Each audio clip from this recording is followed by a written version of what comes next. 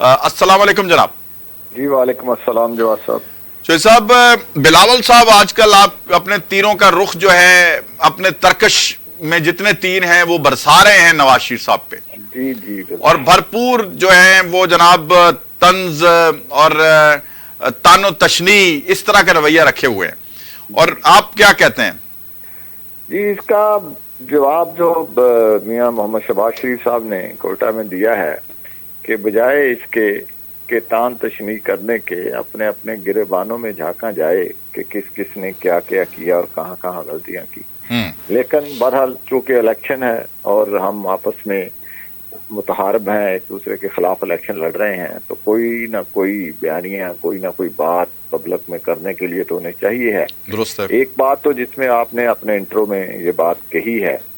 कि नजर आ रहा है कि आने वाली हुकूमत जो है वो मियां मोहम्मद नवाज शरीफ की है। अच्छा, नजर तो आ रहा है, लेकिन इस तासुर को मजीद मजबूत करने के लिए इस पौधे को जो लोगों के जहनों में बनाया जा रहा है कि अगला प्राइम मिनिस्टर नवाज शरीफ है, उसको तवाना बनाने में पीपल्स पार्टी का बहुत हाथ है। जी, ये बात आपकी दुरुस्त है। देखिए ना, बात मैंने उस दिन भी आप प्रोग्राम में यही बात की थी कि पंजाब 55% पाकिस्तान है, तो पंजाब में सिवाय PMLN के कोई जमात नजर नहीं आ रही। फिल वक्त तो जो सिनेरियो है वो ऐसा ही नजर आ रहा है कि PTI मुंतशिर है, उसकी सारी क़यादत कोई अंदर है, कोई रुपोश हो गया है, उसके बरकत कारकुन जो हैं वो अब तकसीम है, वो देख रहे हैं कि किस तरफ जाएं किस तरफ ना जाएं। तो अभी तक तो मैदान चूंकि खाली नजर आ रहा है। जब इलेक्शन का रन बनेगा तो क्या सूरत हाल बनेगी वो अलग बात है, लेकिन फिल वक्त जो सिनेरियो है उसको देखते हुए जो 55% जिसके पास फील्ड है वो बाकी ज़ाहिर है वो कहीं और से कोई एक नशिस्त भी ना मिले तो वो 55% वाला तो आगे होगा। और उस पे मजीद ये कि पूरा बलोचिस्तान जो है वो भी PMLN के साथ शामिल हो गया। सिंध में भी एक बड़ा तबका MQM का जो है, कराची का जो 1/4 हिस्सा है, 40% हिस्सा है शहरी इलाके का, MQM जहां प्रवेल करती है वो साथ शामिल हो गई है। GDA वालों से बात हो रही है, पीर पगाड़ा से बात हो रही है, कॉन्फ्रेंस जमातों से बात हो रही है।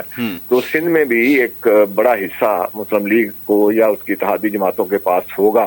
KPK में भी शेर मौजूद है, वहाँ मौलाना फजलुर रहमान साहब मौजूद है। तो ये सारी चीजें जो एक मंजर वाज़े कर रही हैं लोगों की आंखों के सामने, तो वो उसका नतीजा तो वही निकलना है, 2 और 2 4 ही होते हैं। दुरुस्त है। तो वो नजर आ रहा है। तो अब बिलावल साहब जो शायद ख्वाब देख बैठे थे या एक बड़क लगा दी थी जरदारी साहब ने,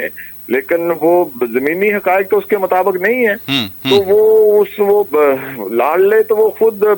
चांद मांग रहे हैं, खेलन को चांद मांग रहे हैं, तो वो जो अब मिलना मुमकिन नजर नहीं आ रहा। तो वो बस उसको अच्छा, एक उन्होंने एक और जुमला कहा है कि पुरानी सियासत और पुराने सियासतदानों को घर बैठना पड़ेगा। अब वो अपने अब्बा जी नू माफ नहीं कर रहे थे, तानू किथों माफ करनगे? जी, ये बात आपकी दुरुस्त है, लेकिन सारी बातें उम्मीदों और तवक्कुआत पर तो नहीं होती ना, जमीनी और मारूजी हालात के मुताबिक चलती हैं। अगर कौम को जरूरत है एक सीजनड और सीनियर पॉलिटिशियन की जो सारी जमातों को साथ लेके चले, लोगों के जख्मों पर मरहम रखे, कारोबारी तबके को उसका इत्मीनान हासिल हो, मुईशत ठीक करने का तजर्बा मौजूद हो, तो वो उस तरफ कौम देखेगी या एक किसी तकरीर की तरफ कौम देखेगी? अच्छा जो साहब, एक गल का जवाब बड़ा जरूरी है। मुझे ये बताएं कि ये जो लैंग्वेज, आप चूंकि वकील भी हैं, ये बड़ी अजीब किस्म की लैंग्वेज उन्होंने मुझे एक सोर्स ने पिछले दिनों बताया कि अब ये मैं टीवी पे बात कर रहा हूं, खबर है कि आसिफ अली जरदारी साहब के साथ कुछ बिलावल साहब की बन नहीं पा रही आजकल, और साथ साथ ये भी है कि वो उनकी ख्वाहिश है आसिफ अली जरदारी साहब की, वो आसफा भुट्टो साहिबा को तैयार कर रहे हैं, और वो प्राइम मिनिस्टर के तौर पे वो ये नहीं समझ रहे कि इस दफा उन्हें प्राइम मिनिस्टरशिप मिलेगी। आपने नहीं देखा होगा कि आसिफ अली जरदारी को बड़क लगा रहा है, आपने खुद नहीं देखा होगा। वो आसफा के बारे में ऐसा सोच रहे हैं, اور اگر وہ آصفہ کے بارے میں سوچ رہے ہیں تو خاندان میں یہ رفٹ نہیں بن جائے گی، کیونکہ کینڈیڈیٹ تو بظاہر اپنے آپ کو جو پیش کر رہے ہیں وہ کبھی انہوں نے سی ایم بننے کی خواہش ظاہر نہیں کی، بلاول اپنے آپ کو پیش کر رہے ہیں. جی اس میں دیکھیں نا ایک ریکارڈ ہے اور خاندانی ہسٹری ہے، اور وہ دیکھ رہے ہیں کہ محترمہ بے نظیر کے بعد جو خواتین کی ایک ریسپیکٹ سوسائٹی میں پائی جاتی ہے، اور ادھر مسلم لیگ نون کے اندر بھی محترمہ مریم نواز شریف صاحبہ نے بہت بہتر نمائندگی کی ہے اور کراؤڈ پولر بنی ہے. تو وہ ان چیزوں کو دیکھتے ہوئے ان کی یہ ہے کہ ساتھ ساتھ جو ہے پروجیکشن کی جائے. اور پھر بھٹو فیملی کی ہسٹری اس حوالے سے کوئی اچھی نہیں ہے جو مرتضیٰ بھٹو کے ساتھ ہوا ہے، اور صرف اور مرحومہ نصرت بھٹو کے آخری ایام میں ان کے ساتھ جو ہوا ہے، وہ ساری چیزیں لوگوں کے سامنے ہیں، کوئی بھولی نہیں ہے. ہم تو صرف یہ کہ تلخی نہ بڑھے تو اس لیے بڑے نہیں، لیکن چوہدری صاحب میرا یہ بات کرنے کا مقصد صرف اتنا ہے کہ انہوں نے یہ خیال بھی نہیں کیا کہ پرانے سیاست دانوں میں ان کے والد صاحب بھی ہیں، تو میں بھی اپنے والد صاحب کے ساتھ ان کا یہ اختلاف ہو، جیسے آج کل کے نوجوان بچے پنجابی کہندے نے ابا جی تسی کیتا کیے، اور پھر جناب وہ ان کو کہتے ہیں کہ آپ تسی گھر بیٹھو اسی ہن سنبھال لیں گے. لیکن میں نے تو تاریخ کے جبر کی طرف اشارہ کیا ہے. پارٹی کی چیئر پرسن محترمہ نصرت بھٹو تھیں، ہاں ان کے ساتھ کیا کیا گیا، تو ان سے چیئرمین شپ کیسے چھینی گئی، کیسے کیا کچھ ہوا، یہ تاریخ کا حصہ ہے، ٹھیک ہے نا. لیکن ہم گڑے مڈے نہیں اکھاڑنے چاہتے، وہ ان کی جماعت ہے، انہوں نے جو بھی کیا جو بھی کر رہے ہیں وہ سب کے سامنے ہے. جو آپ نے چونکہ اس طرف بات کی ہے تو تب میں نے اس پہ بات کی ہے. ہم لوگ تو ہماری قیادت بہت محتاط ہے کہ فی الوقت بھی ان کا جواب اس انداز سے نہیں دے رہا ہے جس انداز سے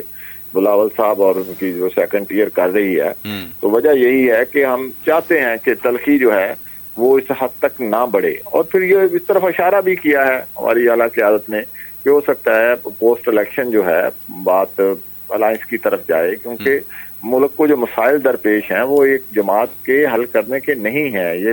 چارٹر آف اکانومی کی جو بات کی جا رہی ہے، یہ تمام سیاسی جماعتیں جب اکٹھی ہوں گی تب ہی پھر بڑے بڑے فیصلے لیے جا سکیں گے. جو اتنے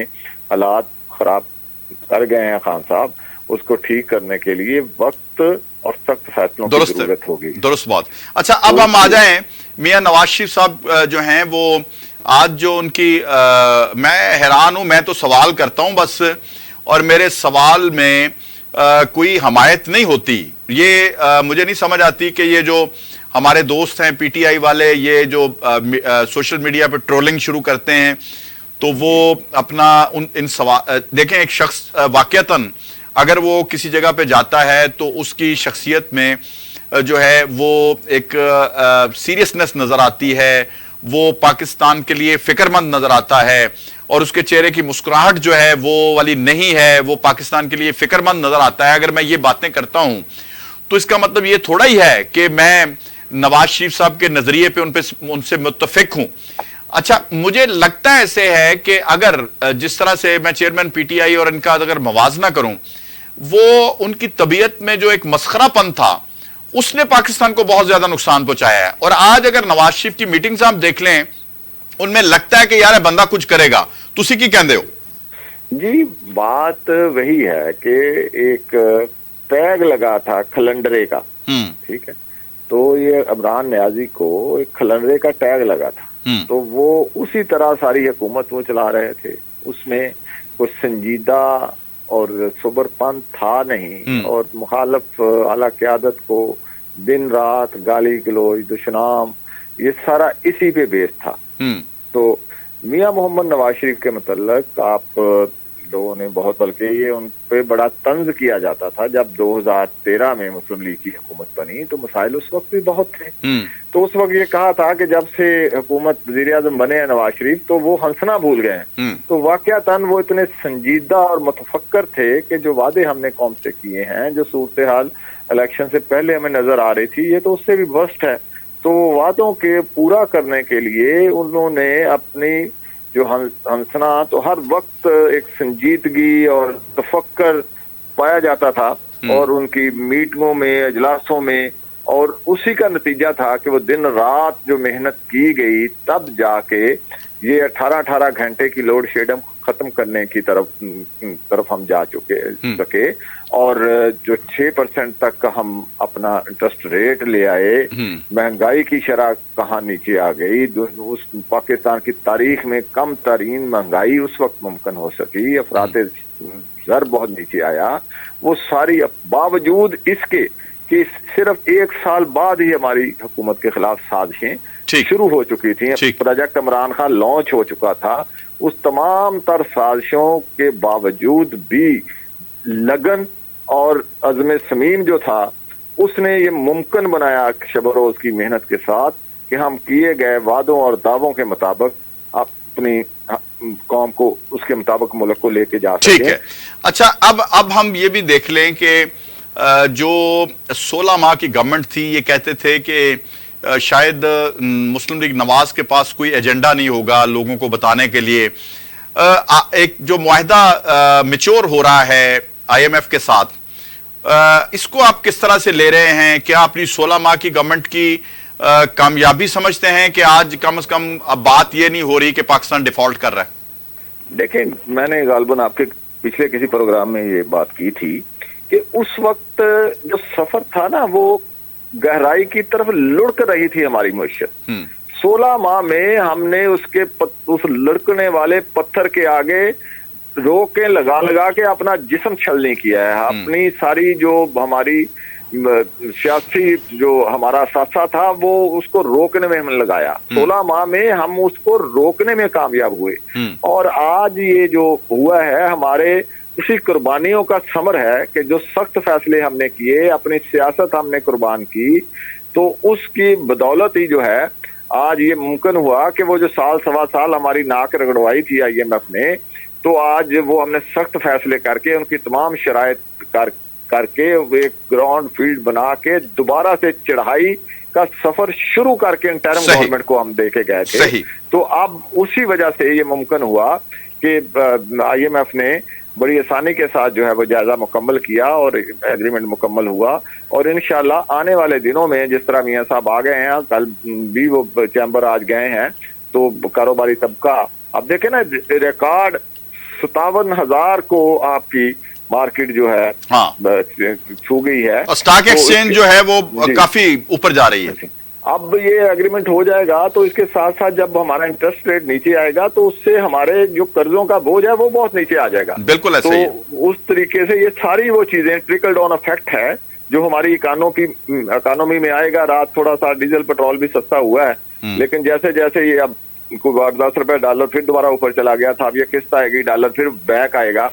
اور یہ پھر اس کا اگلی جو 15 روزہ ہے اس میں امید کی جا سکتی ہے کہ مزید پیٹرول اور ڈیزل سستا ہوگا۔ ٹھیک ہے، تو اس سے ساری چیزیں جو ہیں وہ مہنگائی کا جو فریت تھا وہ آہستہ آہستہ۔ اچھا، یہ آئی ایم ایف کی جو سربراہ ہیں انہوں نے بھی 2-3 دن پہلے یہ بات کی ہے کہ پاکستان میں مہنگائی میں کمی آئے گی اگلے ماہ میں، تو آپ کیا توقعات رکھتے ہیں کہ عوام کو بتانے کے لیے جب یہ انتخابی جلسوں سے خطاب نواز شریف صاحب کریں گے تو ان کے پاس کیا ہوگا جو بتائیں گے؟ وہ دیکھیں، یہی تو ہے کہ نواز شریف اس وقت بتائیں گے کہ اب دیکھیں جہاں ہم نے لیا تھا یہ سفر اور کہاں تک ہم گئے تھے، اب واپسی کا سفر ہم نے شروع کر دیا ہے، اور مہنگائی کا جو آہستہ آہستہ اشاریے نیچے آنے شروع ہوں گے، پبلک اس کے اثرات جو فیل کرے گی، تو اس لامحالہ ہمارے پاس یہ ہوگا لوگوں کو بتانے کے لیے کہ یہ ابھی آغاز ہے۔ جو ہی ہمارے پاس حکومت ہماری مکمل ہوگی، جیسا کہ شہباز شریف صاحب نے پرسوں کوٹا میں بھی کہا کہ مشاورت سے فیصلے ہوتے تھے لیکن اس کا ایک منفی پہلو جو تھا کہ وہ ڈیلے ہوتی تھی، اور اس ڈیلے کا ایک نقصان ہوتا تھا۔ جب فیصلے ہماری اپنی حکومت ہوگی، ہمارے پاس اتنی اکثریت ہوگی کہ ہم فیصلے فوری وقت کی ضرورت کے مطابق کر سکیں گے، تو ان کے اثرات بھی اتنی جلدی سے آئیں گے۔ تو یہ انشاءاللہ یہی بیانیاں لے کے لوگوں کو اس پہ اعتماد ہے، پاکستانی قوم کو میاں محمد نواز شریف پر اور مسلم لیگ نون کے ٹریک ریکارڈ پر، اور یہ وہی ہم لے کے اپنی کارکردگی جو پچھلی حکومتوں میں رہی ہے وہی لے کے پبلک میں جائیں گے، اور جو یہ 15-16 ماہ میں ہم نے کیا ہے اس کے جو اثرات اب آنے شروع ہوئے ہیں، اور یہی لوگوں کو بتا کے ہم جائیں گے کہ ہم نے پہلے بھی کیا تھا، اب بھی کر کے دکھائیں گے انشاءاللہ۔ صحیح۔